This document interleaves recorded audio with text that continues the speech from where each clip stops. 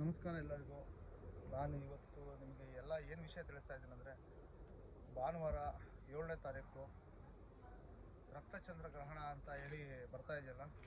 ಹಾಗಾಗಿ ರಕ್ತಚಂದ್ರ ಗ್ರಹಣ ಅಂದರೆ ಎಲ್ಲರೂ ಭಯಭೀತಿ ಬೀಳ್ತಾ ಇದ್ದಾರೆ.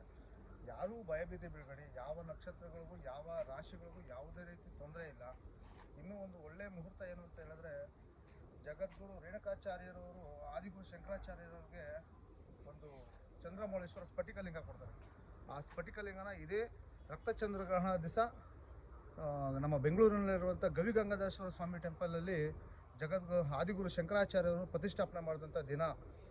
ಯಾರ್ಯಾರು ಗ್ರಹಣಕ್ಕಿಂತ ಮುಂಚೆ ಹೋಗಿ ಆ ಸ್ಫಟಿಕಲಿಂಗ ದರ್ಶನ ಮಾಡ್ತಾರೋ ಅವ್ರಿಗೆಲ್ಲ ತುಂಬ ಒಳ್ಳೆಯದಾಗುತ್ತೆ. ದಯವಿಟ್ಟು ಯಾರೂ ಭಯಭೀತರಾಗಬೇಡಿ. ಓಂ ಚಂದ್ರಮೌಳೇಶ್ವರ ನಮಃ ಅಂತ ಹೇಳಿ ಗ್ರಹಣ ಟೈಮಲ್ಲಿ 108 ಬಾರಿ ಜಪ ಮಾಡಿ. ಎಲ್ಲರಿಗೂ ಒಳ್ಳೆಯದಾಗುತ್ತೆ. ಯಾರು ಭಯಭೀತರಾಗಬೇಡಿ. ಯಾರೇ ಜ್ಯೋತಿಷಿಗಳಾಗಲಿ ಅವರು ಏನೇ ಹೇಳಿದ್ರು, ನಿಮ್ಮ ರಾಶಿಗೆ ಈ ಥರ ತೊಂದರೆ ಇದೆ ಏನು ಹೇಳಿದ್ರು ಯಾರೂ ನಂಬಕ್ಕೆ ಹೋಗಬೇಡಿ. ಎಲ್ಲರಿಗೂ ಒಳ್ಳೆಯದಾಗುತ್ತೆ.